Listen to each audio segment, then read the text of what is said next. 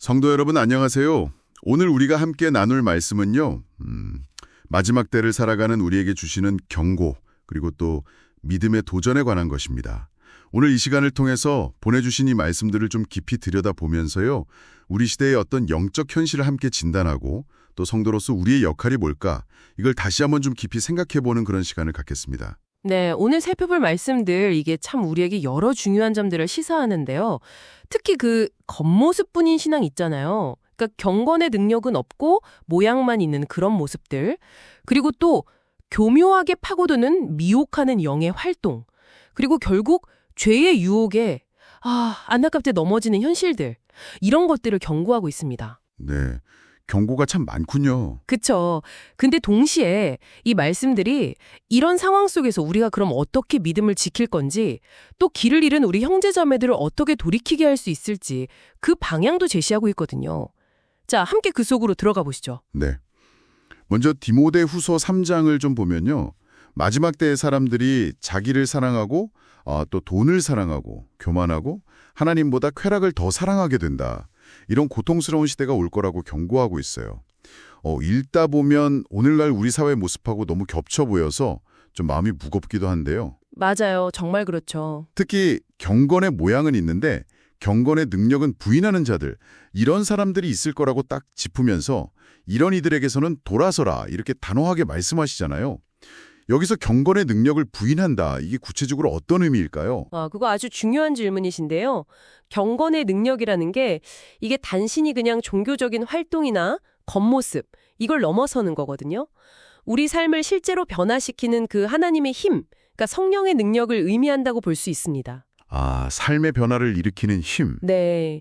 그래서 이걸 부인한다는 건 신앙적인 모양새는 갖췄을지 몰라도 삶 속에서 하나님의 능력을 의지하거나 경험하지 못하는 상태. 오히려 세속적인 가치관이나 자기 힘을 더 믿는 거죠. 그러니까 겉모습뿐인 신앙, 그 위험성을 경고하는 겁니다. 그렇군요. 겉모습만으로는 분별하기 어려운 그런 미혹이 있다는 말씀이네요. 디모데전서 4장하고 데살로니가 후서 2장은 여기서 한 걸음 더 나아가서 미혹하는 영과 귀신의 가르침을 따르는 이들이 나타날 거라고 예언하고 있고요. 네, 그 내용이 참 섬뜩하죠. 맞아요. 양심이 무뎌져서 성경 표현대로 화인 맞아서 거짓을 행하면서도 거리낌이 없고 심지어 사탄의 활동을 따라서 거짓 기적이나 속임수로 사람들을 막 현혹한다니 이건 정말 무섭게 느껴져요. 그렇죠. 이런 미혹이 왜 강력하냐면 그게 진리를 사랑하지 않는 마음, 또 불의를 좋아하는 마음, 바로 거기를 파고들기 때문이에요. 데살로니가 후서 2장을 보면 하나님께서 이런 미혹을 그냥 두시는 이유가 바로 진리를 믿지 않고 불의를 기뻐하는 자들, 그들을 심판하시기 위함이라고 설명해요. 심판과 연결되는 거군요. 네, 그러니까 이게 역설적으로 우리가 진리를 얼마나 사랑해야 하는지, 또 분별력을 갖추는 게 얼마나 중요한지를 보여주는 거죠. 그냥 그럴듯해 보인다고 해서 쉽게 현혹되면 안 된다, 깨어 있어야 한다, 이런 강력한 메시지입니다. 외부적인 미혹도 문제지만 사실 우리 내부의 문제도 간과할 수는 없겠죠. 야고보서 1장을 보면 우리가 시험에 드는 게 하나님 때문이 아니라 각자 자기 욕심에 이끌려서 미혹되기 때문이다. 이렇게 명확히 짚어주잖아요. 네, 맞아요. 원인이 우리 안에 있다는 거죠. 작은 욕심에서 시작된 게 죄를 낳고 그 죄가 자라서 결국 사망에 이른다. 이 과정은 정말 두려운 경고입니다. 고린도전서 6장에서도 불의한 자, 특히 음행이나 탐욕에 빠진 자들은 하나님 나라를 유업으로 받을 수 없다. 이렇게 단언하면서 절대 이런 유혹에 미혹받지 말라고 거듭 강조하고 있고요. 그렇습니다. 정말 중요한 지적이에요. 이 모든 경고와 위험 속에서 그런데 야고보서 5장은 우리 성도들에게 아주 빛나는 사명을 제시합니다. 사명이요? 네.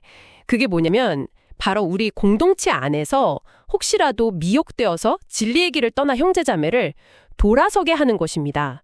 이게 그냥 잘못 지적하고 바로잡는 차원이 아니에요. 그 이상이라는 거군요. 네, 말씀은 이렇게 하는 것이 그의 영혼을 사망에서 구원할 것이며 허다한 죄를 덮을 것이라고 약속하고 있어요. 데살로니가 후서에서 말씀하신 것처럼 하나님께서 우리를 택하신 이유가 거룩한 가운데 진리를 믿어서 구원받게 하시려는 거니까요. 서로를 이렇게 붙들어주는 것. 이게 바로 그 부르심에 합당한 삶의 모습이라고 할 수 있겠죠. 아, 오늘 말씀들을 쭉 들어보니까 마지막 때의 영적 전쟁이 정말 치열하구나. 거짓 경공과 미혹, 그리고 죄의 유혹이 이게 그냥 이야기가 아니라 정말 실제적인 위협이구나 하는 걸 다시금 깨닫게 됩니다. 네, 그렇죠. 하지만 동시에 절망만 할 게 아니라 진리를 굳게 붙잡고 또 넘어진 이들을 사랑으로 일으켜 세우는 것. 이게 우리에게 주어진 참 귀한 사명이구나 하는 것도 확인하게 되네요. 맞습니다. 성도 여러분, 오늘 나는 이 말씀 앞에서 우리 각자의 신앙을 한번 돌아보면 좋겠습니다. 나는 혹시 경건의 능력은 좀 잃어버린 채 겉모습에만 너무 치중하고 있지는 않은가? 더 나아가서 내 주변에 혹시 진리를 떠나서 방황하는 영혼들이 있다면 그들을 위해 나는 무엇을 할 수 있을까? 이걸 한번 깊이 고민해 보시면 좋겠습니다. 네, 고민이 필요하겠네요. 그들을 위해 기도하고 또 다가가는 것. 그것이 어쩌면 오늘 말씀이 우리에게 던지는 가장 실제적인 도전일 것입니다. 오늘 이 시간이 그런 성찰과 기도의 계기가 되기를 바랍니다.